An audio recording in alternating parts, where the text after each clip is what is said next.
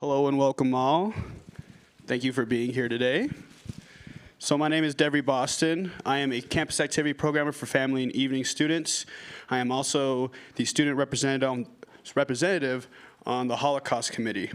So events like this, event like tonight, Fred Heyman, he'll be here tonight at 7 to speak about his experiences during the Holocaust. It's free and open to the public. We're hoping to see you there at 7.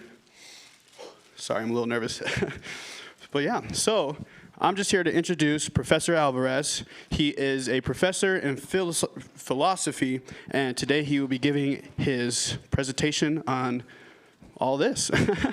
So here you go. Thank you for being here. Appreciate it. Thank you. Get my clicker and everything all set up here. Welcome. Thank you for attending and taking some time out of the schedule, busy time of the year. Where do I need to stand? Is this all being recorded? Good. Okay, so I move around a lot when I speak and talk, so I'll be doing that today. The weather is a bit fitting for the content. What we're talking about is the Holocaust, obviously, and we're going to be looking at it in and through a philosophical perspective.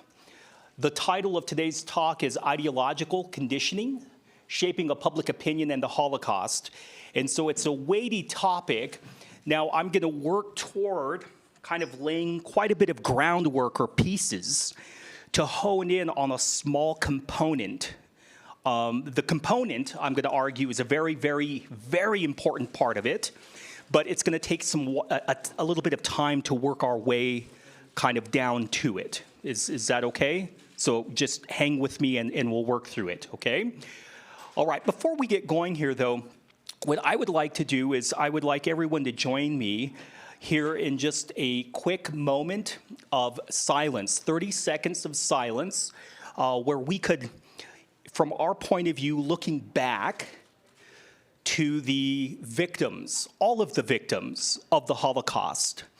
And as we reflect, I want us to kind of steady our minds and just take a quick moment of silence to honor and really remember them, okay?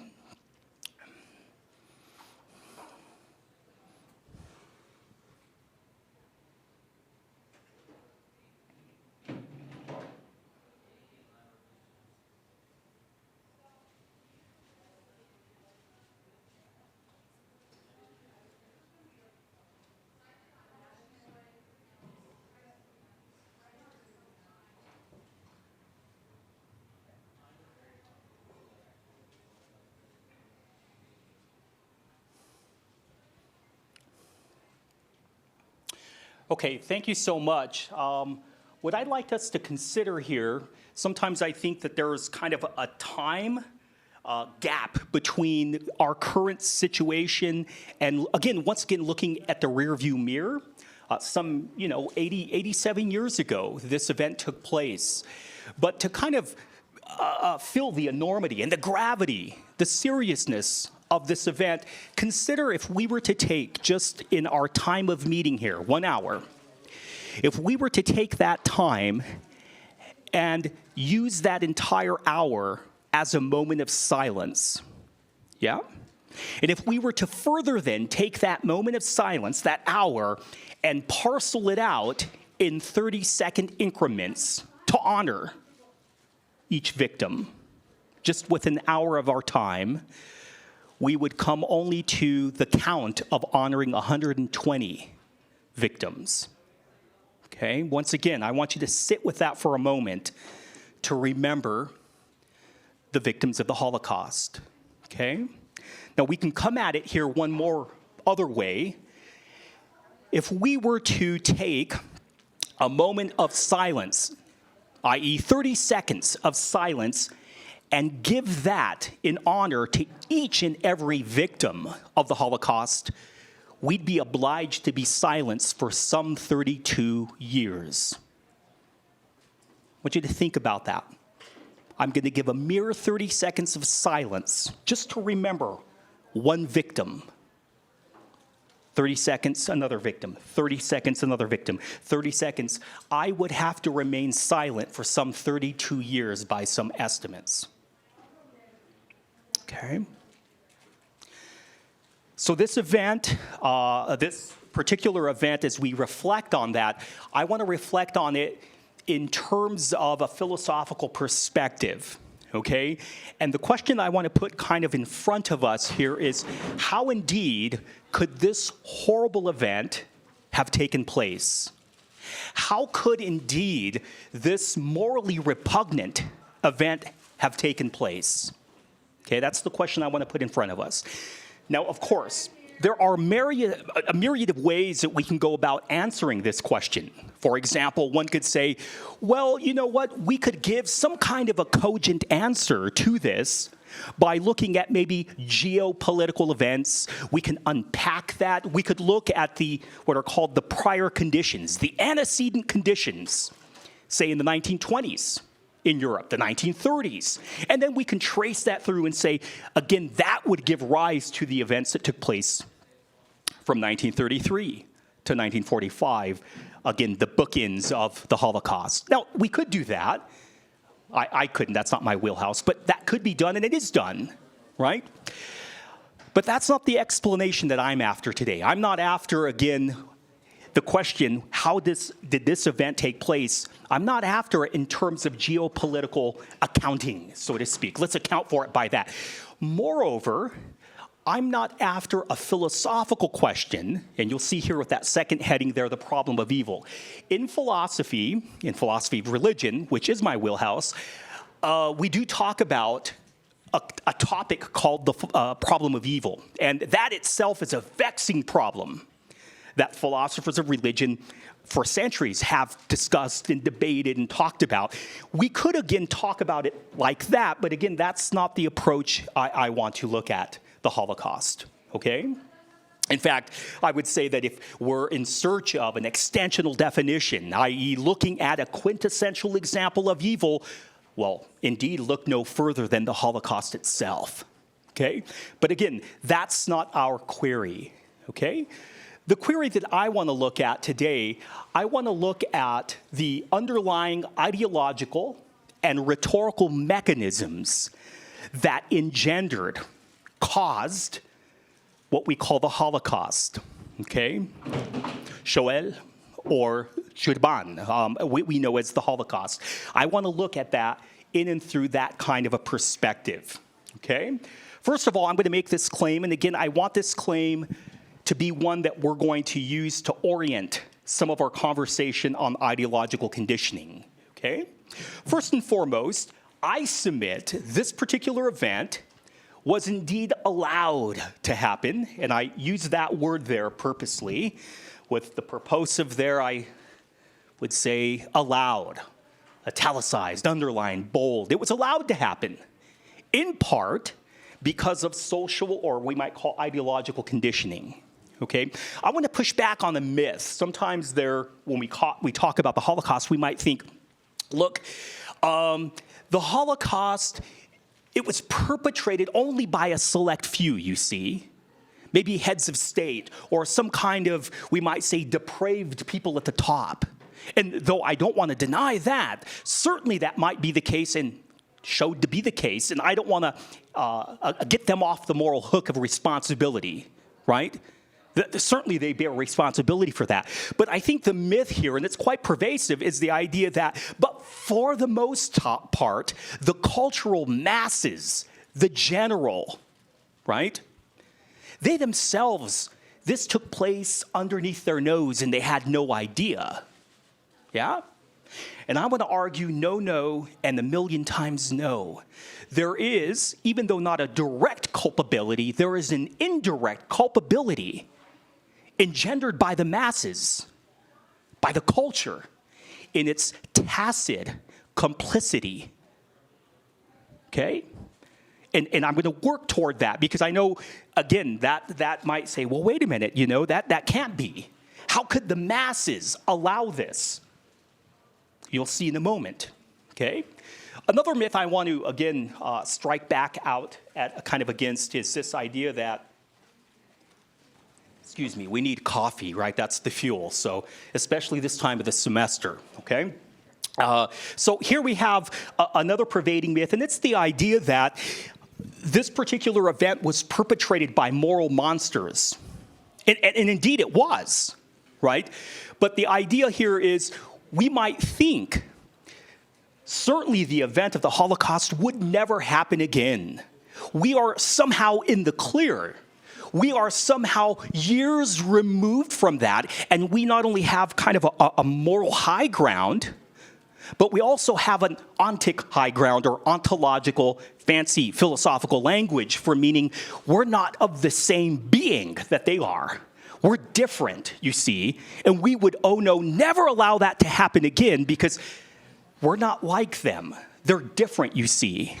They were moral monsters. That's a myth. I'm going to say something startling. Those that perpetrated, not only those that perpetrated the Holocaust, not only those at the top, but those in cultural mass, the people, we are made of the same exact stuff as they are. We are. And we dare not think for a moment that that would never happen to us. See, we're here, that's the other. If you think that, you're well on your way to becoming that. Be careful, okay?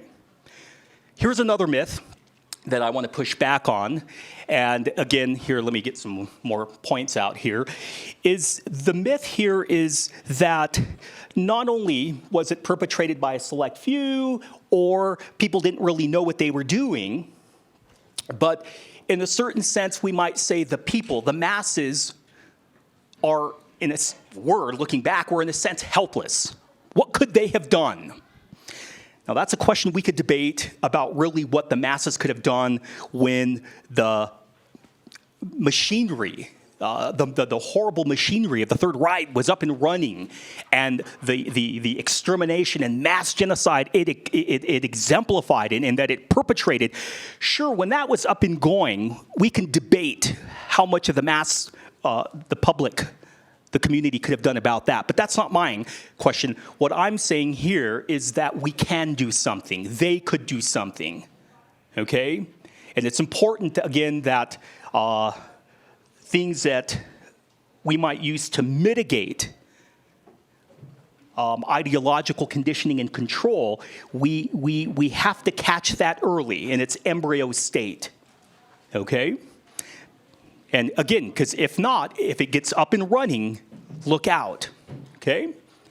And by the way, let me just say, as a way of an example, there were protesters along the way. But by the time the machine got so powerful, they were just silenced, okay?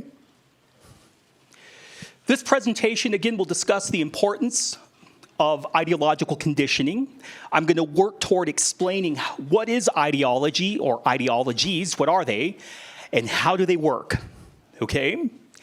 And I'm going to hone in on an aspect of ideological conditioning called rhetorical mechanisms.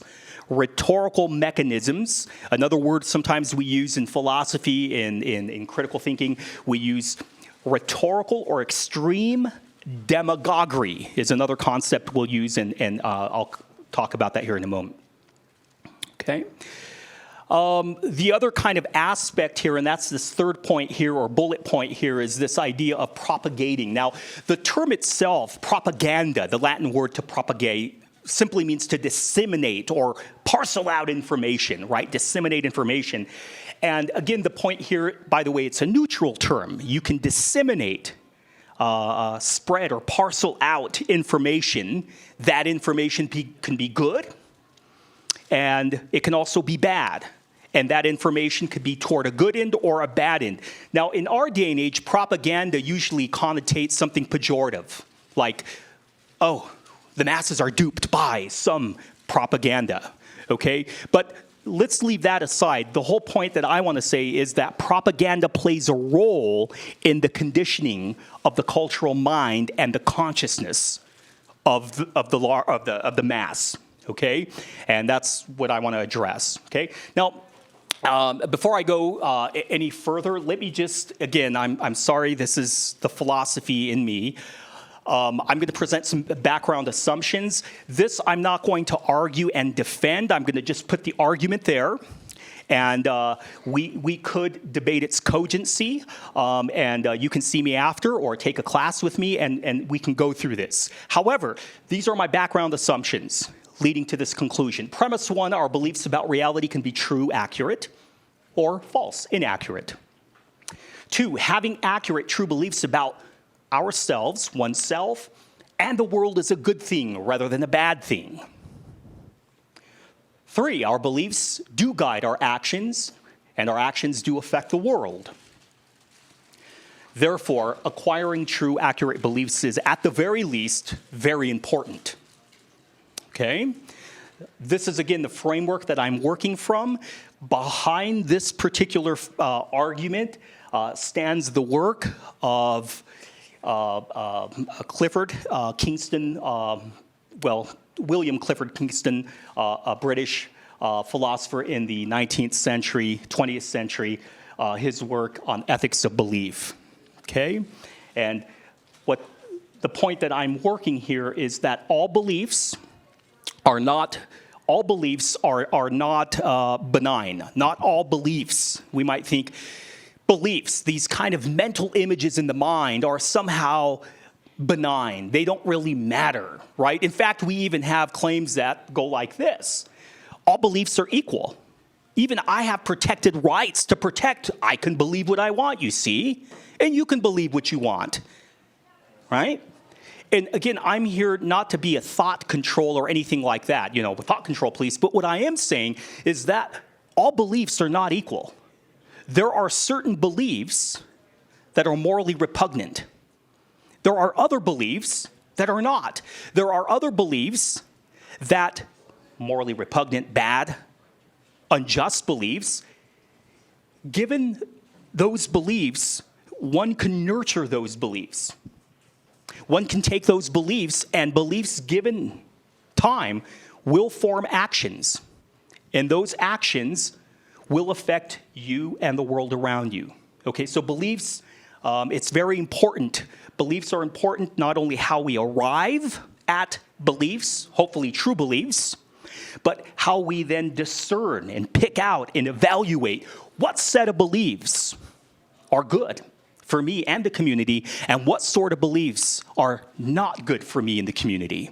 Okay, that's where I'm working from. That's, again, a presupposition here that I'm working from.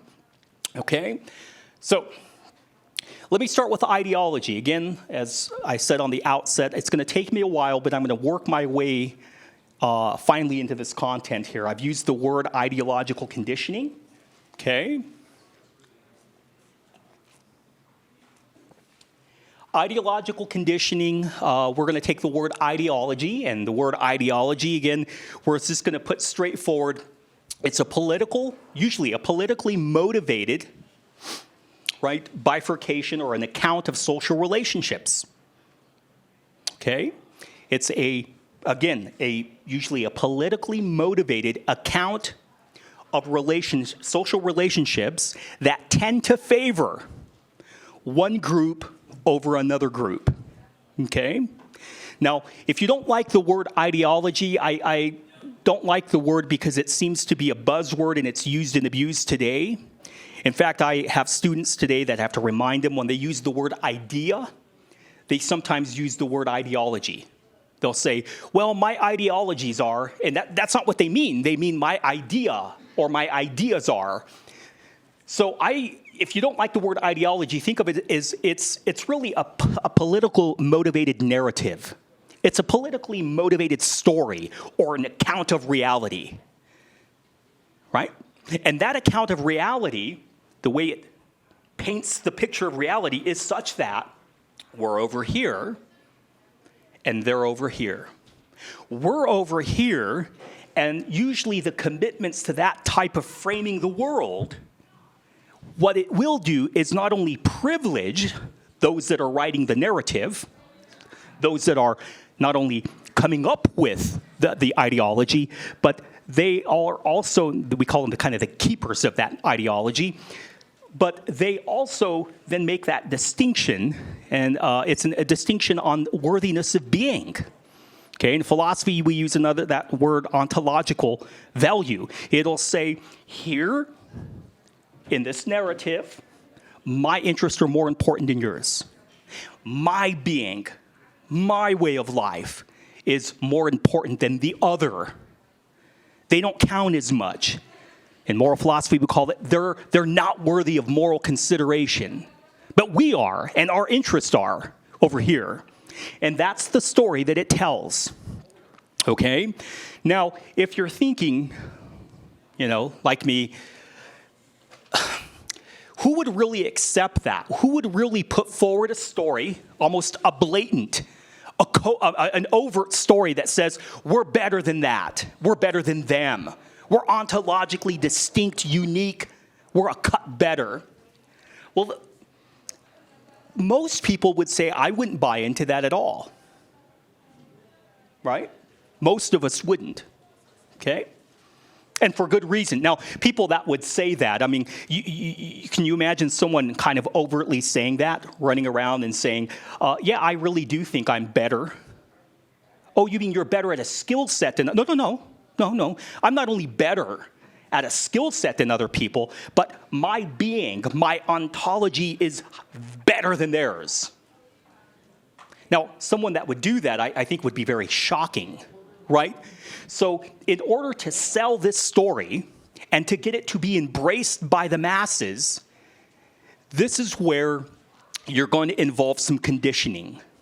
And it's going to happen over years and years and years, and it's going to happen in a very subtle way. And it's going to involve rhetorical mechanisms.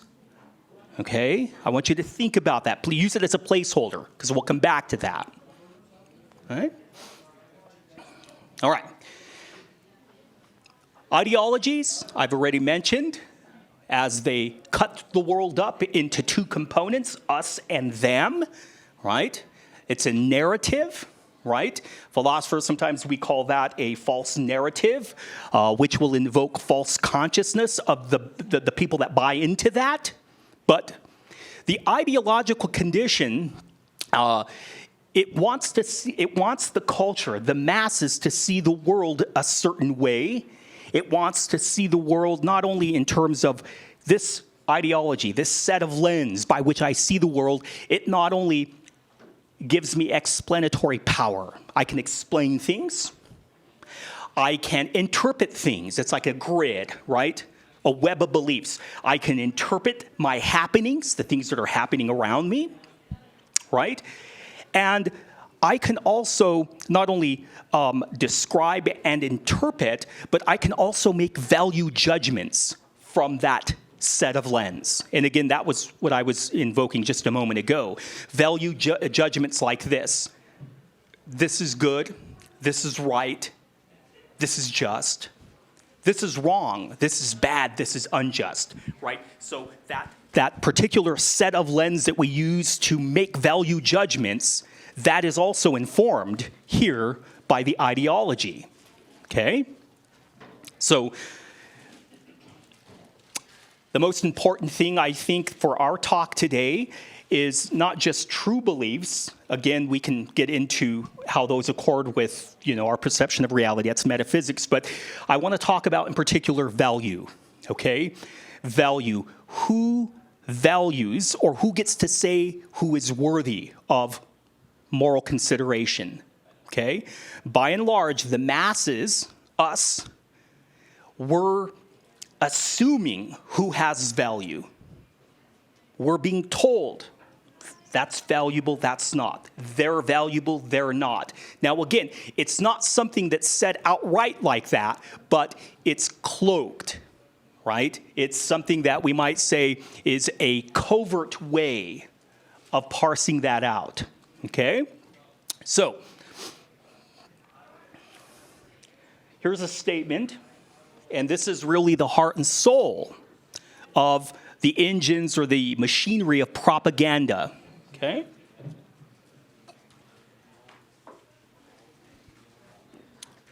How do we make, we might say, good people do what they otherwise would not do? How do we do that? How do we pull that off? Okay? Because if you think about it, and again, I'm going to think, via high thought experiment, if we were to kind of go back in time, say to pre-Holocaust years, okay, I bet, and don't misunderstand me here, but if we were to survey the mass public there at the time of the pre-Holocaust period, and we were to ask them, maybe give an inventory, or ask them, give me a description of your set of values, and in terms of people, who is valuable and who isn't. They would probably give a value framework just like you and I. All people are valuable. All people are, you see. Well, what about people that believe differently than me? Oh, they're still valuable. Well, what about people that maybe have a different religion or a different framework, a different, maybe not only a different religion, but maybe a different a background or ethnic culture or race? They're still valuable, right? I think they would have.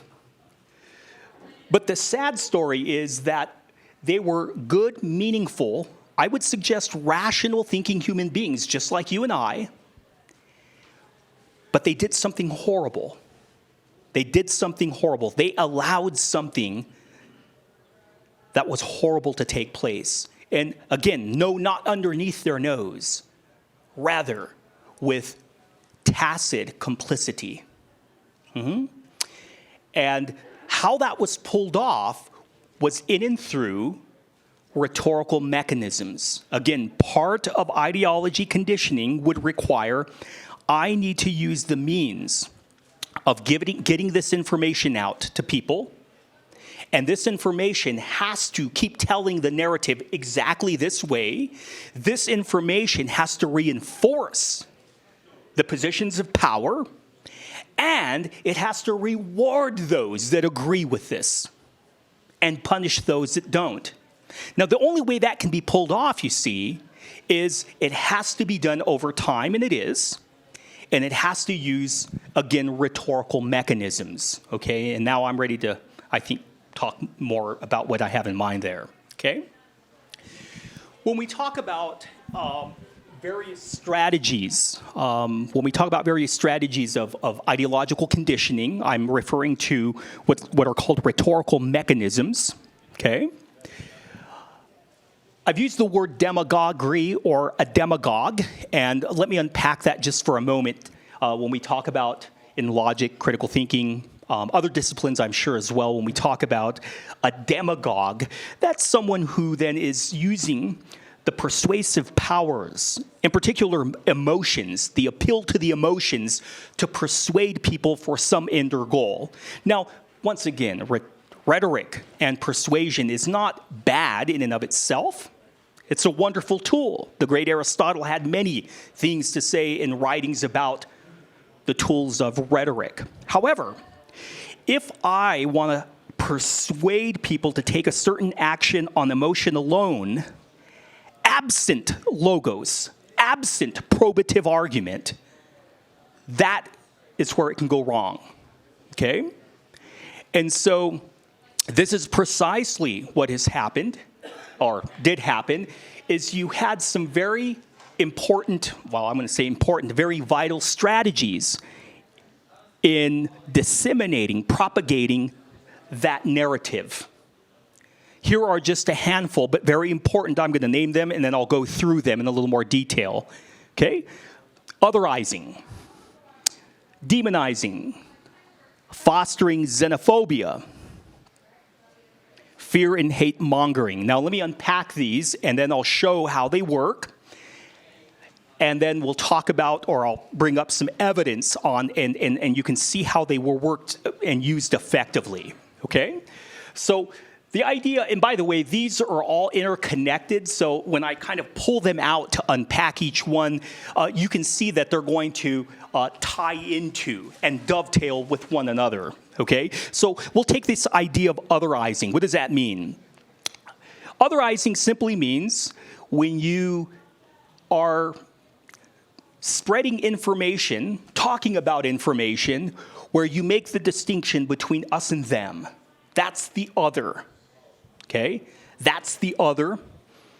And the idea behind otherizing, at least with the sense that I'm after, is when you make that distinction between us and them, usually the them, the other that you're talking about, is less valuable than you. Now, you may not say it that way, but that's what you have in mind. Their being, they themselves, usually are less than human. That's how you view it. They don't count as much as you do. Okay? Their interests are not as important as your interests. They count less than you, right? They're different than me. They're other, okay? That type of thing is what I have in mind. Moreover, there's usually this idea to another kind of category that comes up in some of the philosophical literature is the idea of when you make that bifurcation, you're saying the other is in some way objectified. Not only are they are less than human, but they are at the end of the day a mere object. We, on the other hand, are subjects. We are human qua human. We're people, right? We're humans, but they, on the other hand, are less than that. There are mere objects, okay? If you're king on the language, we have intrinsic value, they have extrinsic value, okay? Again, that goes with this otherizing framework, okay? Close and related to that is after you separate and make a distinction between us and them, then there is the idea of demonizing the other. So again, this is progressive. It moves in increments, and it scaffolds one after another after another. So here it is. I make the distinction, that's the other, but then I look for ways to demonize them. I've already viewed them as less than human. I've already taken their intrinsic worth away, so now I get to blame them for the ills that I may be feeling or the ills that society is feeling. And I can blame them. I can say, yeah, you know why this is happening to us? Or you know why things are going so bad for us as a community? Well, it's them, you see. And things weren't that bad until they got here, you see. That type of language, right? So once again, there's a blaming. They're responsible. They're responsible in some way for the real palpable ills that we're feeling. And I'm not going to, say those weren't real felt ills, that those weren't legitimate. They certainly were, but then you can just blame other people and say that they're responsible for it, okay? Close on the heels of that is I have here fostering xenophobia. And xenophobia here is the fear of something that we don't know or understand. So the idea of xenophobia here is I'm afraid of something that is different from me, something I don't understand, and I'm afraid of it, right? I don't want that here. I don't want that with me or around me. I don't understand that. I don't want to understand it. And I'm afraid of it, and I just want it out of here, okay?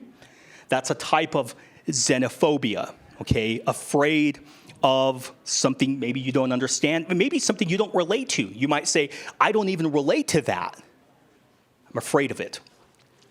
Okay?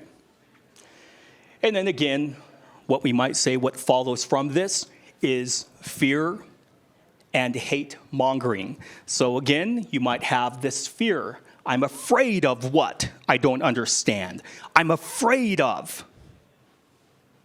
what those people are doing or what they're responsible for and what they're on and on and on.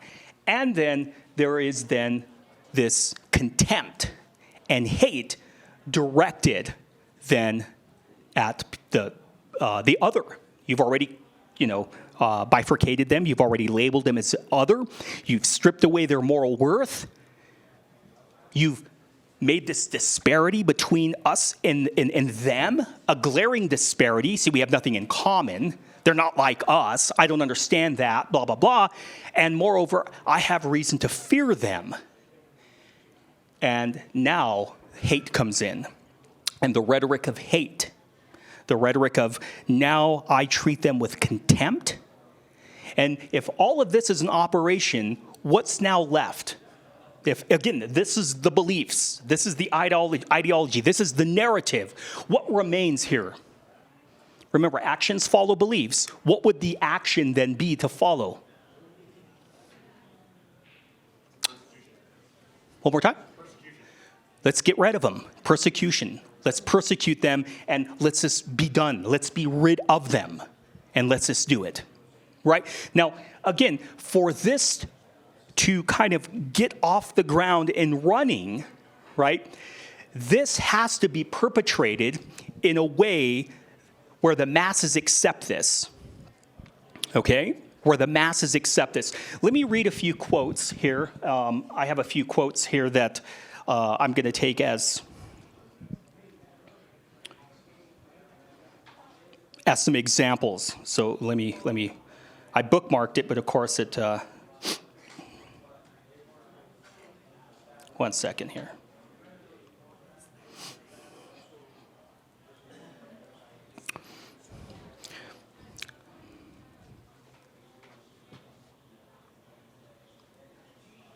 Not working. Some of these quotes were quite weighty, and I didn't want to just put a lot of text in front of you.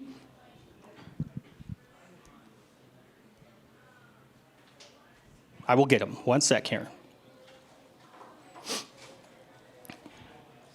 Okay, I'm not going to read, I'm going to read the quote, but I'm not going to attach the person's name to it. But I want you to see, and some of you might be familiar with this, but this is what I do with my students here, and then we get to see the quote, understand it, and then we can identify the person.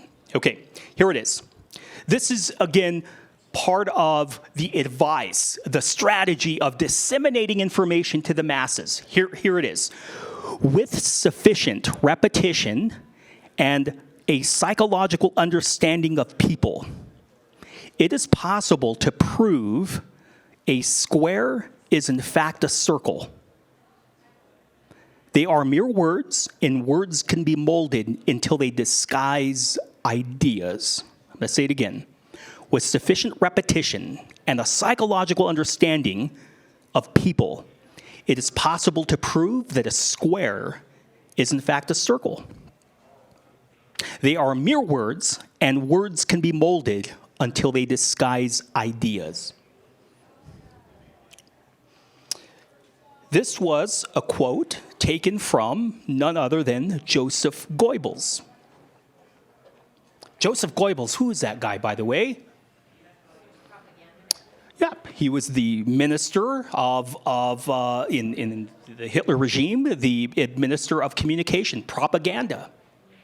And he knew well that the way we're going to bring mass society on board with our entire project is we're going to have to use rhetorical mechanisms. We're going to have to keep repeating this narrative over and over and over again.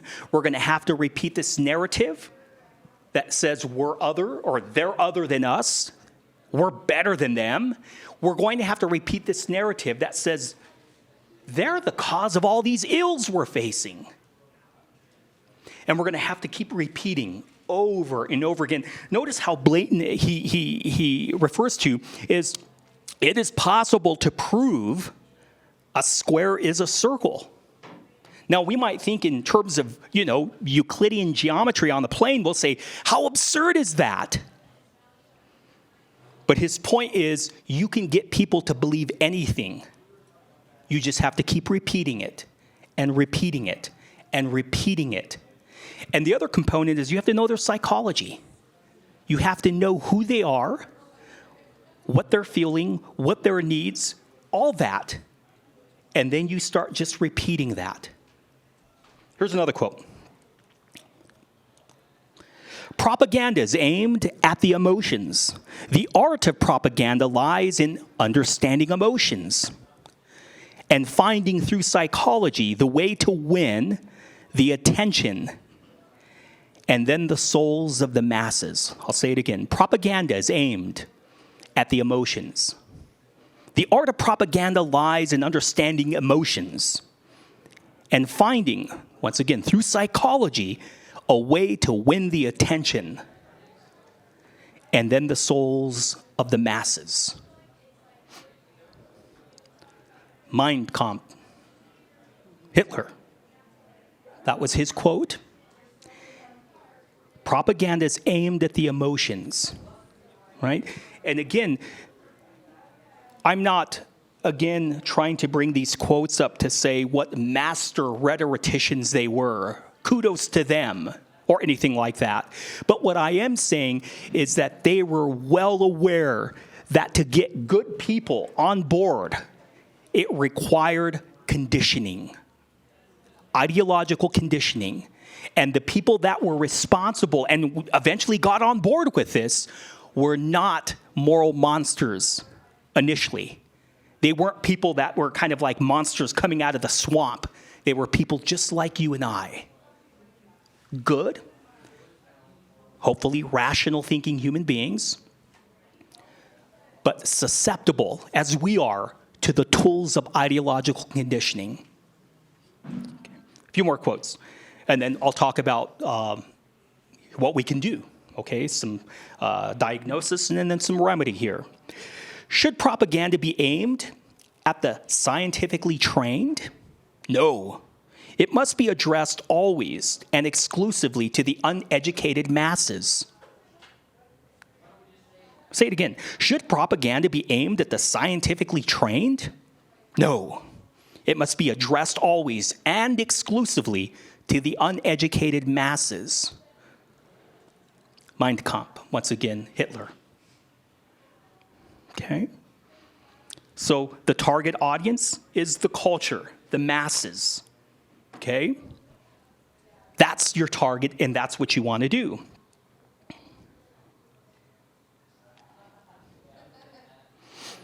Another one here. A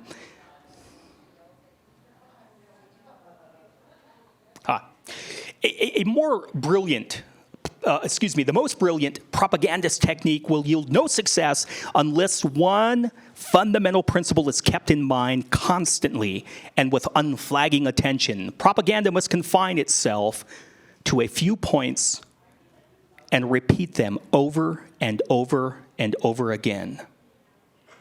A few points over and over and over again. One more here, Hitler, by the way, still. And another one from Mein Kampf. A repeated lie always is remembered as truth, even after it has been exposed as a lie. A repeated lie always is remembered as a truth, even after it has been exposed as a lie. Again, these particular exhibits of ideological conditioning of the masses, again, we might be startled to think the names attached to them, Goebbels or Hitler himself, we might say, how could that have happened? Well, it happened because they knew their people. They knew the masses, and with a few tools, they were able to again, condition them to think and ultimately do what they wanted them to do. Now, what might one do? What can we do in a situation like that? I've already put forward the thesis that I'm not interested in heads of state that might be responsible for this, though they are. I'm interested here in speaking to the masses, you and I, the culture, the collective consciousness. And I want to speak to us and in a certain way, sound an alarm to say, one, this could very well happen to us, and we dare not think we're immune to it. That's the message. However, I'm also here to say there are some things that we can do, practical things that we might do that might ward off, push back on that type of ideological conditioning, okay? What are some things? Well, I'm going to put some things out here, and then we'll talk about them. 3 things. 1, think, and I'll talk more about that, obviously. Think, read, and speak. Think, read, and speak, okay? Think. What can we do? Well, first of all, we can think about our thinking. And the type of thinking I'm talking about here is not mundane, ordinary thinking, just like I have a stream of consciousness going on, and so do you. I have in this inner theater a play of consciousness, and so do you. That's not what I'm talking about. I'm talking about a second order type of thinking, where I take my mundane thinking and I subject my thinking to a type of thinking called critical thinking. Did I lose you? You see me? So I take my thinking and I subject it to a type of critical analysis. I make my own thinking the subject of critical appraisal. Okay? Now, how might I do that? Well, and again, this goes way back here in the Western civilization, the adage, the unexamined life's not worth living. Know thyself. I mean, right? The old boy Socrates said that. But here is the wisdom in that. Think about your thinking in this way. In my own thinking, am I otherizing people? Do I otherize people? Again, I'm not saying what you verbalize, but what you think. Do you think that in some sense there's this otherizing going on, that they're separate, they're different from me? Okay, one I already identified is this disconnect between those that perpetrated this horrible, repugnant act, and for us to kind of say, well, we wouldn't do that. That's a type of otherizing. We wouldn't do that. Oh, well, we could do that. We're made of the same stuff. Here's another thing in your thinking.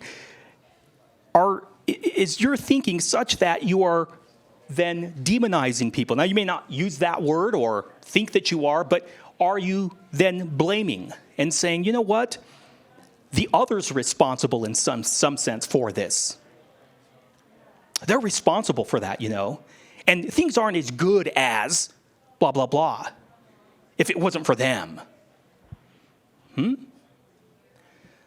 What about xenophobia? Is your thinking prone to this aversion, maybe hate, and a repulsion towards things you don't understand?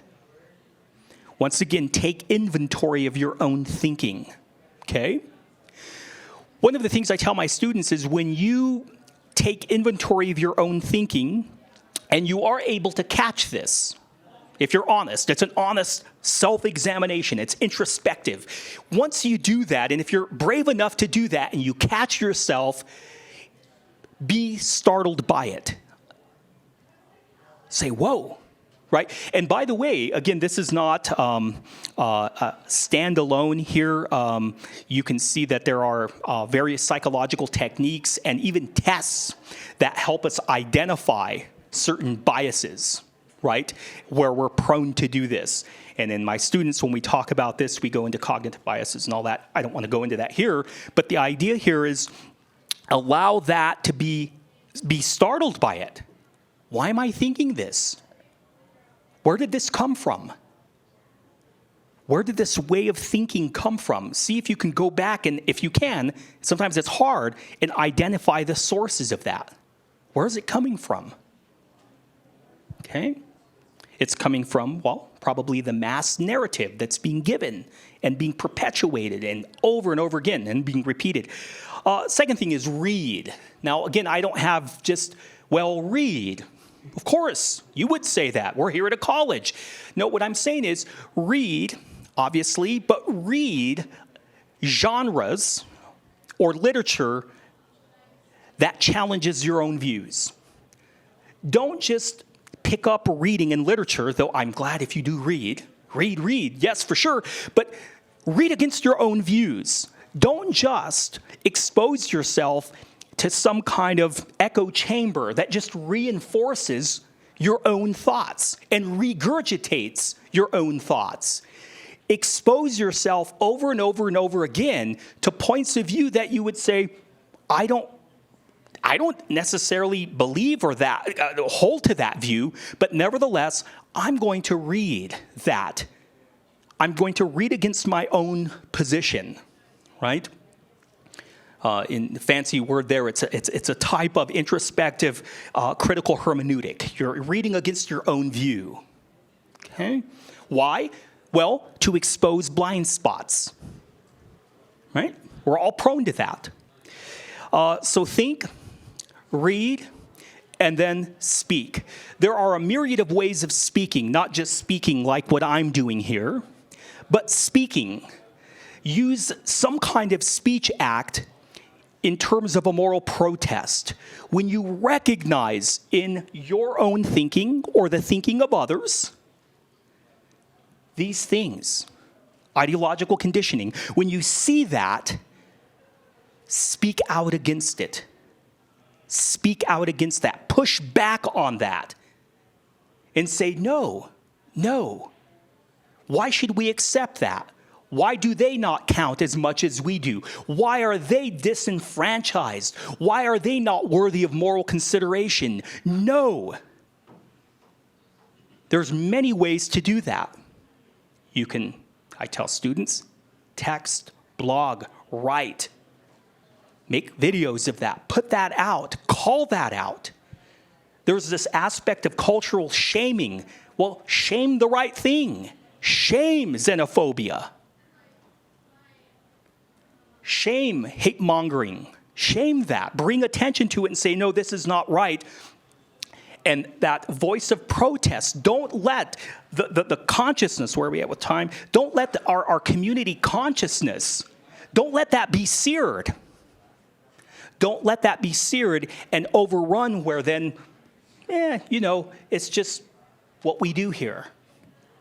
Check that over and over again, critically evaluate that and make sure, is that in some sense something that's not sitting with my moral conscience? That doesn't seem quite right. Bring attention to it. Speak about it. Write about that. Okay? We have a few moments left, and I don't know if there's some questions that someone or folks might have, or comments. Questions or comments, and I want to open it up. Maybe there was a topic that you didn't quite understand or you want to add to it. Please. Yes, in the back.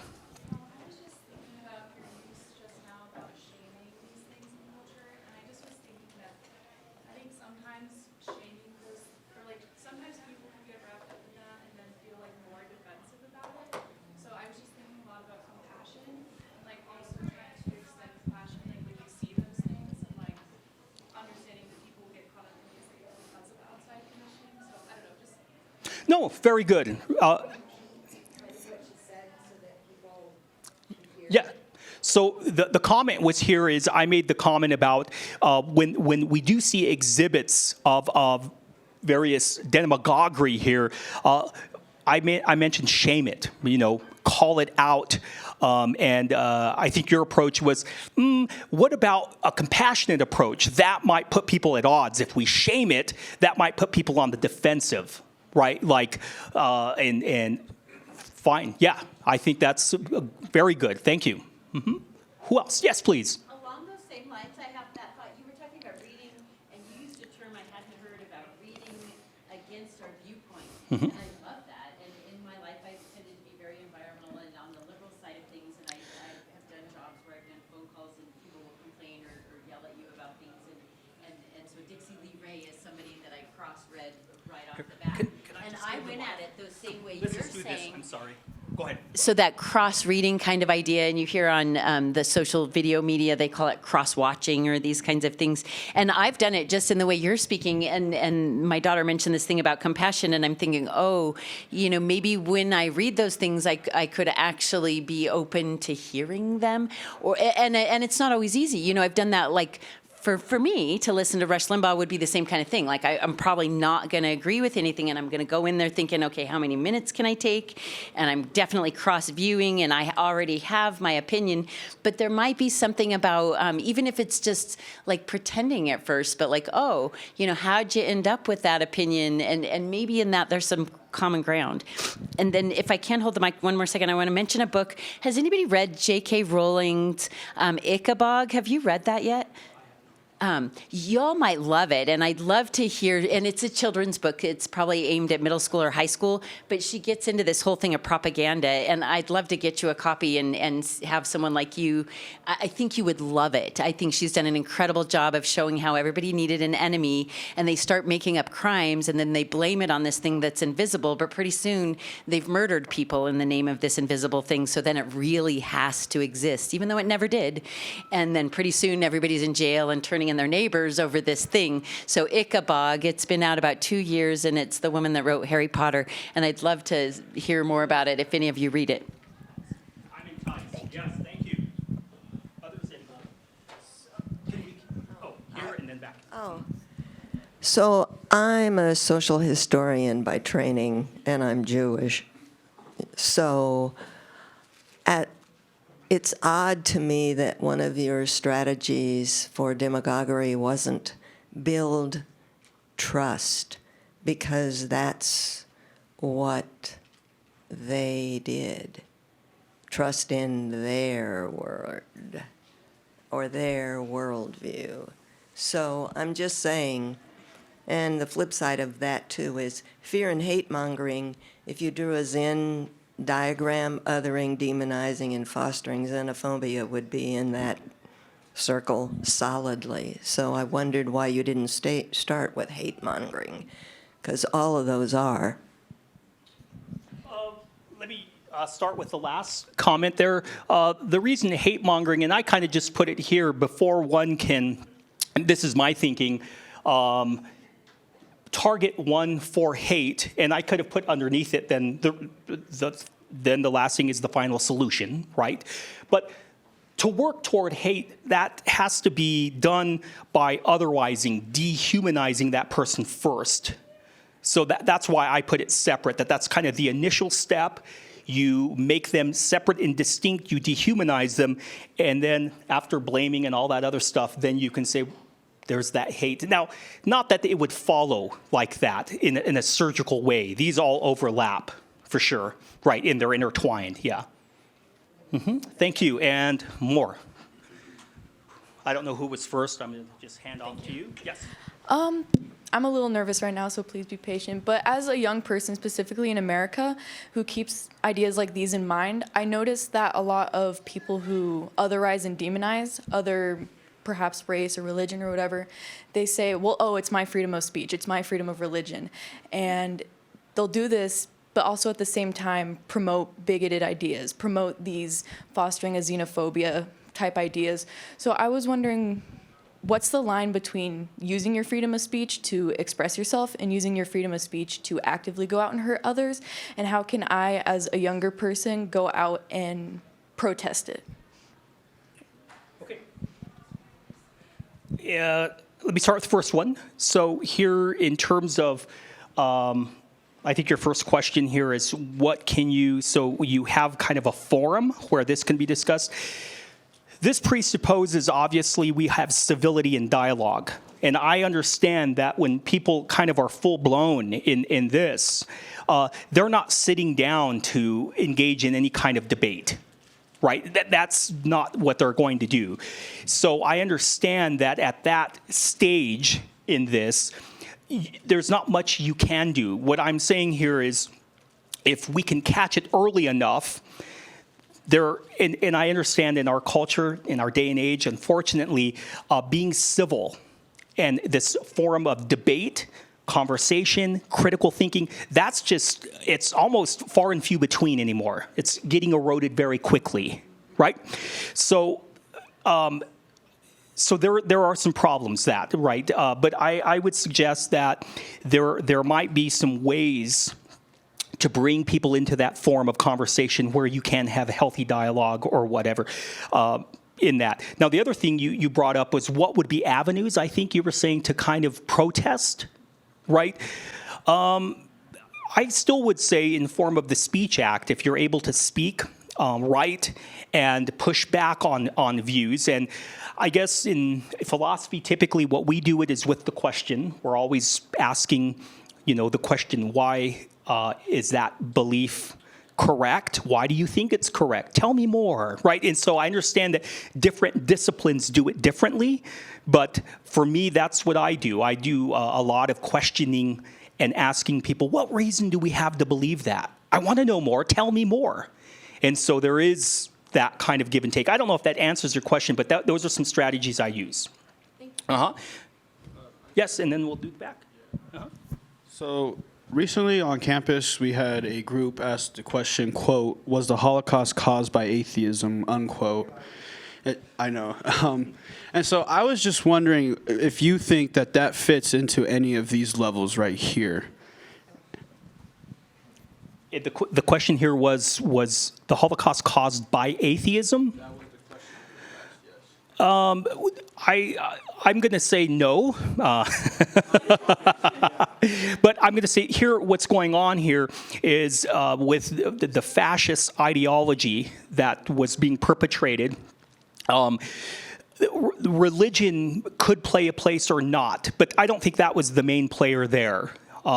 It's the fascist ideology, which it could be indifferent to religion or not. In the Hitler regime, it wasn't indifferent to religion, but I wouldn't say that. So I think my question is mainly though, like, is a question like this in today's society, does this otherize the Jewish population? Does a question like this demonize them, or would you think that this is just a bigoted question from the get? Say more just about what, and again, I'm just trying to understand.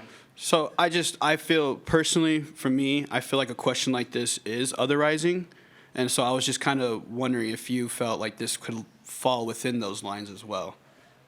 I think so. If the question, and as it was phrased, was the Holocaust a result of atheism, now I think I understand more of the question. It seems like victim blaming there, the way I understand it, that this was allowed to happen as a result of disbelief in God, or is that right?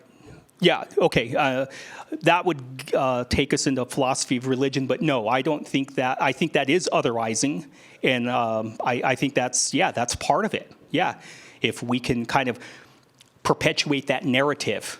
Yeah, see, they're not like us, right? We're believers, but not them, right? I mean, yeah, that's exactly what's going on. Yeah, if that's what's going on. There was some other hands, and then I'll back. Please, thank you. Thank you. Isn't part of what they did, being the Nazis and forming the Holocaust, didn't they recognize a problem that they then blamed on the Jewish population? So, for instance, they were having extreme economic problems, and they turned it into being a Jewish issue.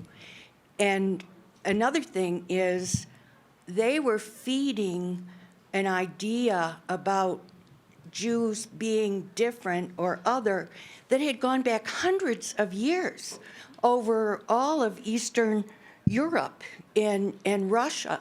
So that trick of identifying and then blaming, I think that was huge and partly geopolitical.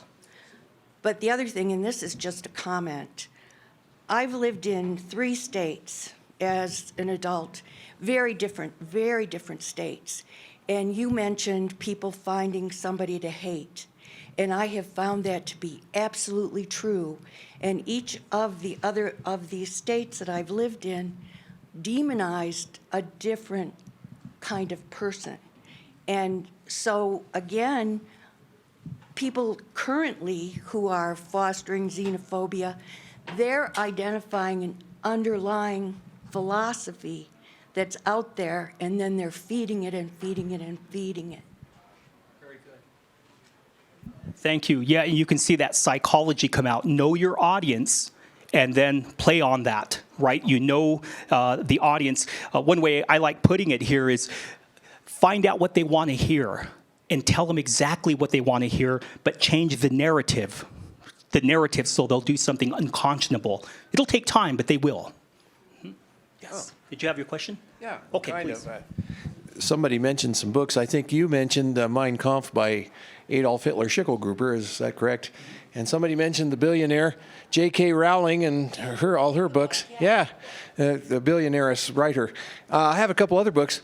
One, going back a little further in time, it was called, I think it was not Jacques Cousteau, he was an oceanographer. Jean-Jacques Rousseau. He was a guy who wrote a book called The Social Contract, in which the government makes you into whatever they want you to be.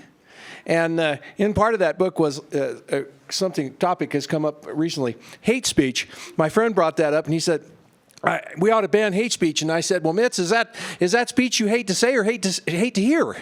And another book that goes back even further, Aristotle. He wrote a book called The Ethics, in which government employees always corrupt governments. That's something we need to keep in mind. We need to participate in the government and not just watch these people do stuff. That's right. Thank you. Thank you. Yes, please. We have, one thing I think is coming up a little bit is how we end up hating people that we wouldn't otherwise hate. And this question somebody posed about, is the Holocaust caused by, and the rhetorical mechanisms are something that a lot of times we're getting hit with them by somebody that's planning it out, and they want us to hate. And we're just on our way to class or to get coffee, and we're hit with a question like that, and it seems to me that's a technique, and I don't know enough about it. And it seems like the campaign you mentioned is a catch-22. It's phrased in a way that no normal person could respond to that other than just like, okay, you know? And so is there anything more you can help teach us or make us resilient to observing? You know, it seems to me there's a new concept in the rhetoric that is like, I state something that's really obvious, like babies are alive and all people wearing black are demons. And you're sort of stuck, like there's some techniques. Is there anything you could elucidate on that might arm us a little bit to use our logic brain? Sure. Thank you. What I tend to do, and again, this is stuff that if I'm doing just a quick exercise, whenever I come across any kind of communication media, whether it's a blog or a reading or conversation, my mind's always looking for reasons. And again, I would say that as a philosopher, but we're looking and trying to pick out arguments and evaluate them. But what I tend to do is I would try to see where are the ideas, I mean, who am I being allowed or being told to hate in this? Now, it's not going to be blatant like that. It's not going to say, you know, hate X, Y, and Z, but who am I in this narrative that I'm reading, who's the other? Who am I being asked to see in that guise, in that way? Start identifying that, and it's almost spooky if you can, in a way, by introspecting, you can almost find that you're, in a way, you almost are on board with that. You're like, ooh, I've thought that way. Right? And there you go. That's a way of pushing back and exposing, bringing light to blind spots. Mm-hmm. Anyone else? I want to, if there's no one else, I want to, yes, please. Just the read against your own view. It's hard to find initial reading that one who's coming at reading against their own view can actually engage with. Where is some of the reading for it, like reading against your own view 101? Where is that reading? The Atlantic is great. 15,000 words is too much. A good New York Times or Washington Post editorial is a great place to start, but there's still 2,000 words. Where is the easy, for those of us who are not, I hate to use this word, that woke, can get our information to, and I do use this word, fight back? It's not a rhetorical question. I'm looking for answers. I would defer here, and my English colleagues skedaddled, but I would have looked to Evan or Rebecca. Any resources, again, that might, again, help what we might call a well-rounded perspective that engages. What do you, I don't know here, maybe Dr. Booker has, is there something that comes to mind maybe? What are you looking for? Well-rounded perspective? Like literature. Literature. Sources? Is that what you're looking for? I think she's looking for sources that are counter to that? No, I'm looking for somebody that is an average Joe or Josephine to get responses to obvious otherizing, demonizing, fostering xenophobia, hate mongering, because that stuff is out there, but it is in a Yeah, there's plenty of academic sources out there. I mean, if you're looking into the media, the media, you mentioned the Atlantic, there's the BBC, there's NPR. So if you want, relatively non-biased sources, those are ones to check out. If you want more conservative takes on Nazism, I look at Niall Ferguson. If you want, more comprehensive takes on Nazism,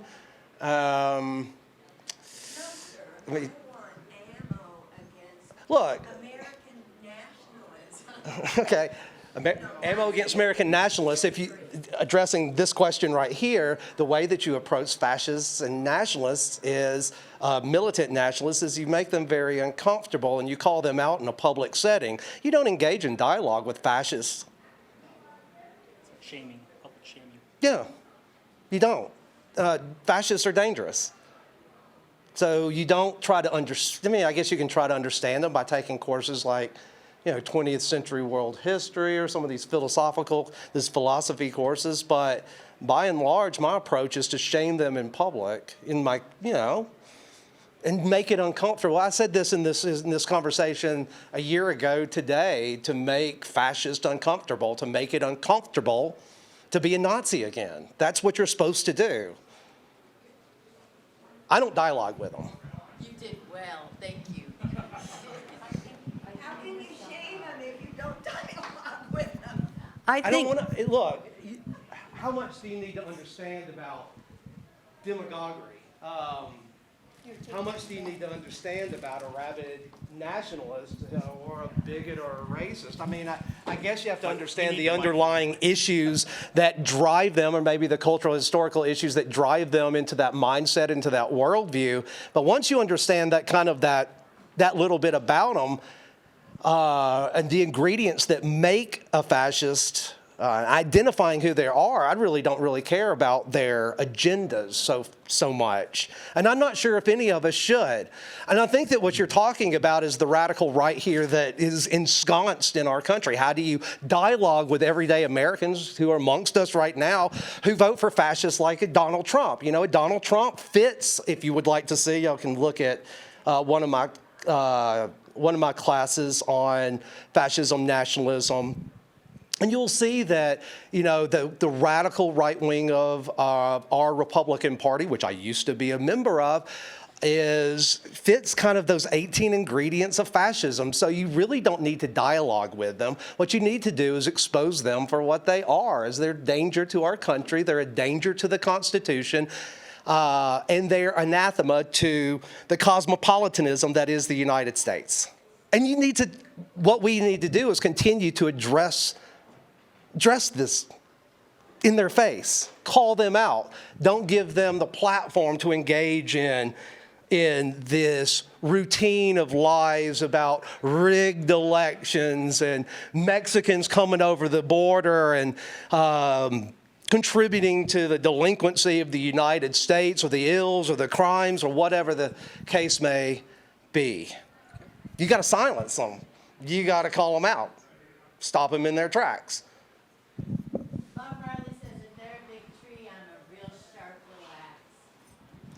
I think that we're ignoring something here, which is we are already at fear. You are young men. I am an older woman. And there is no way that I am calling out someone who is not of my generation, because I am afraid. Yes, let me add to that. Let me give you the mic here, just so. I think there's a way of not necessarily calling out fascists, but by using stories and humanizing people that they are demonizing, and having stories in your blogs, posting on Facebook of people who are being demonized, but give real stories of that make these people humans and no longer objects. And doing it over and over and over again till it's the truth, because it is the truth. And if they're going to spread lies over and over again till it's the truth, we need to spread stories of humanity, of people that are being disenfranchised.